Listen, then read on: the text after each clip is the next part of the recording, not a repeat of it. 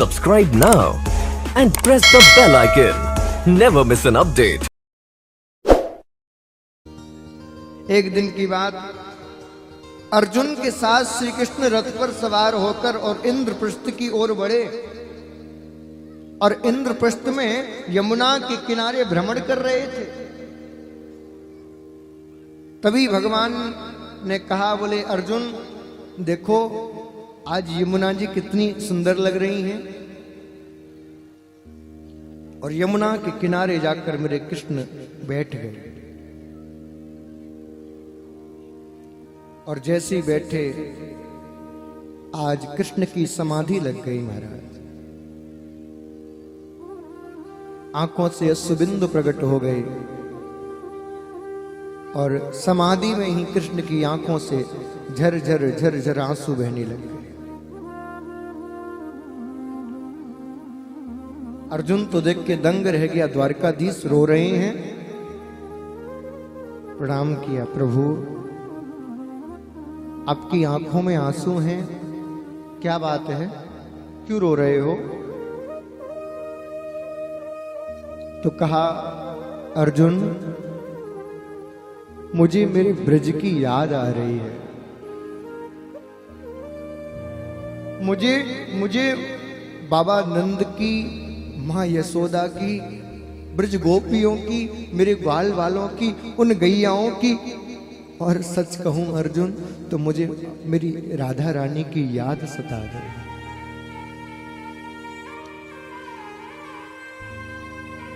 कृष्ण ब्रज के वियोग में अश्रुधारा प्रवाहित कर रहे हैं।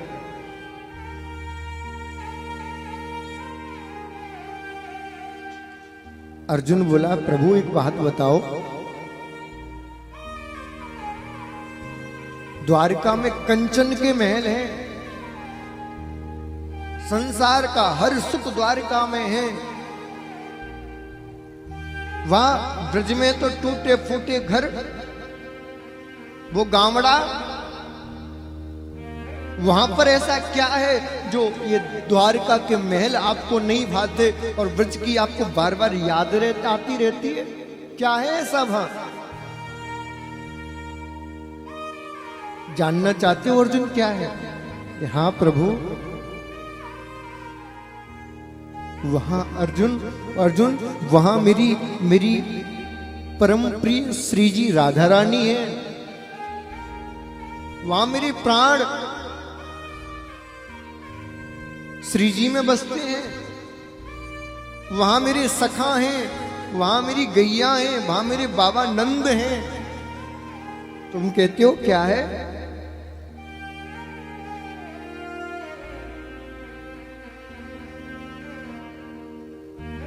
तो प्रभु ये द्वारकावासी भी तो आपको उतना ही प्रेम करते हैं, आपके लिए जान देने के लिए तैयार रहते हैं।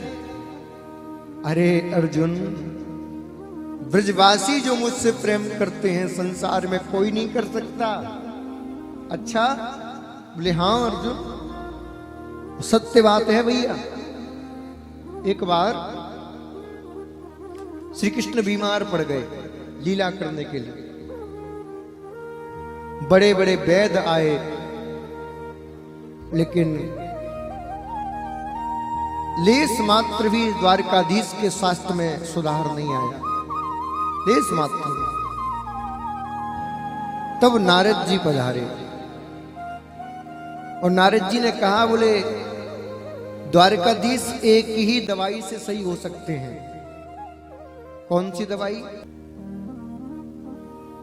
द्वारका में 8 पटरानियों से कहा, समस्त बालकों से कहा।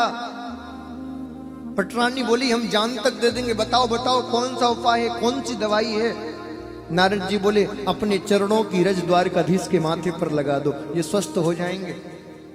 सारी रानियां पीछे हो गई, ना जी ना, हम ये अपराध नहीं कर सकते, हमें नरकों में जाना पड़ेगा, हम नहीं कर सकते ऐसा।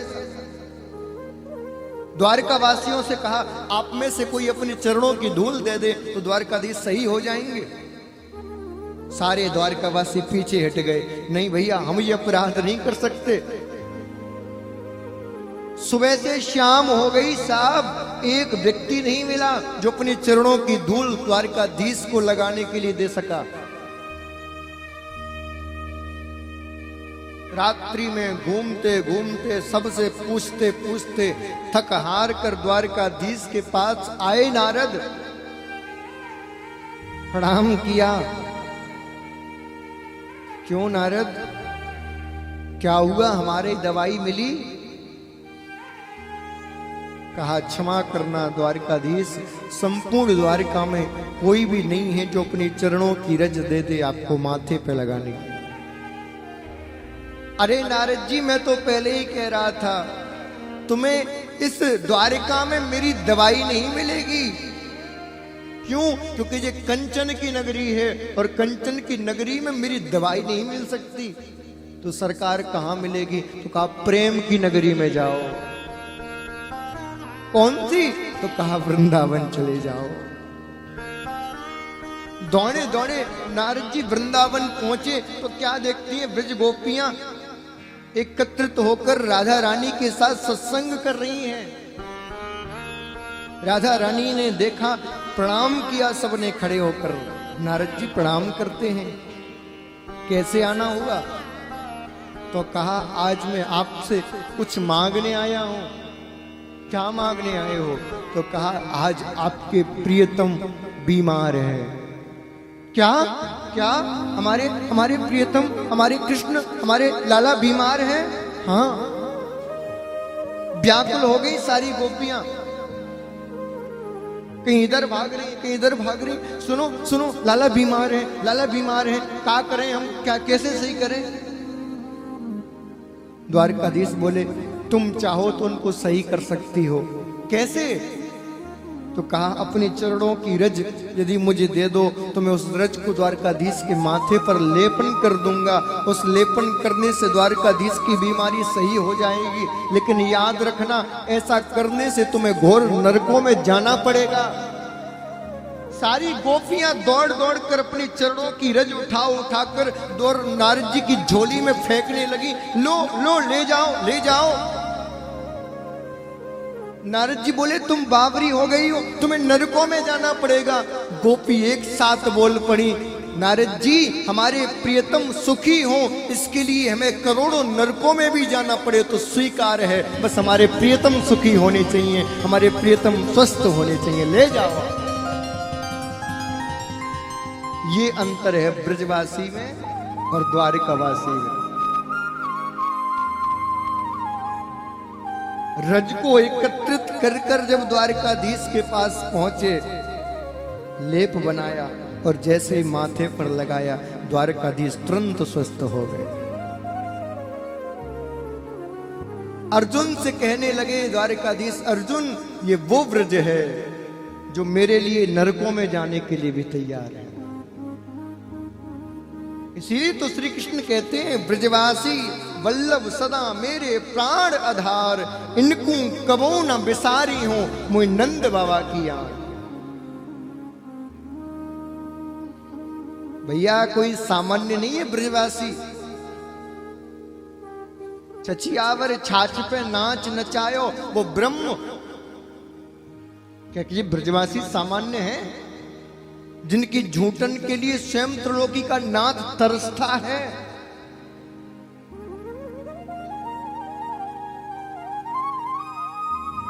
एक बार अयोध्या जाओ, 2 बार द्वारिका, 3 बार जाकर त्रिवेणी में नहाओगे, 4 बार चित्रकूट, 5 बार रामेश्वर, बार बार जाके हरिद्वार घूम आओगे, लेकिन होंगे प्रत्यक्ष यहाँ दर्शन बिहारी जी के। वृंदावन सा कहीं आनंद नहीं पाओगे, वृंदावन सा कहीं आनंद नहीं पाओगे। ये वृंदावन है साहब। जब विरह ज्यादा तीव्र हुआ तो आज यमुना महारानी से रुका नहीं गया और साक्षात कालिंदी के रूप में यमुना महारानी प्रकट हो गई। यमुने तुम? हाँ प्रभु। कैसे आई हो? तो कहा मुझे श्री जी ने भेजा है। श्री जी ने? हाँ। क्यों? तो आज यमुना महारानी कहने लगी, हे नाथ, श्री जी आपके विरह में व्याकुल रहती हैं। एक क्षण भी ऐसा नहीं गुजरता जिस क्षण श्री जी को आपकी विरह की याद न सताती हो।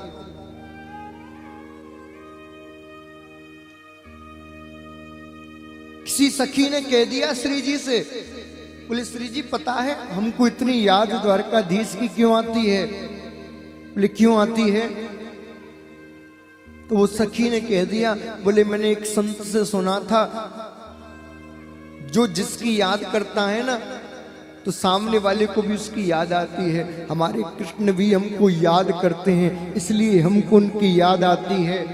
हमारे कृष्ण भी हमारे लिए रोते हैं, इसलिए हमारे आंसुधारा प्रकट हो जाती है। हमारे कृष्ण भी हमारे लिए विलाप करते हैं तो हमारे विरह प्रकट हो जाता है। द्वारकाधीश लाडली ने अपना विरह देखकर आपके विरह को पहचान लिया और श्री जी बोली, देखो सखी, हमारे पास तो आप सब हो, हम जैसे तैसे अपने विरह को एक दूसरे से बांट लेते हैं, कह लेते हैं, लेकिन द्वारका में हमारे प्रियतम के पास ऐसा एक भी व्यक्ति नहीं है जिससे द्वारकाधीश अपने दिल की बात कह सके।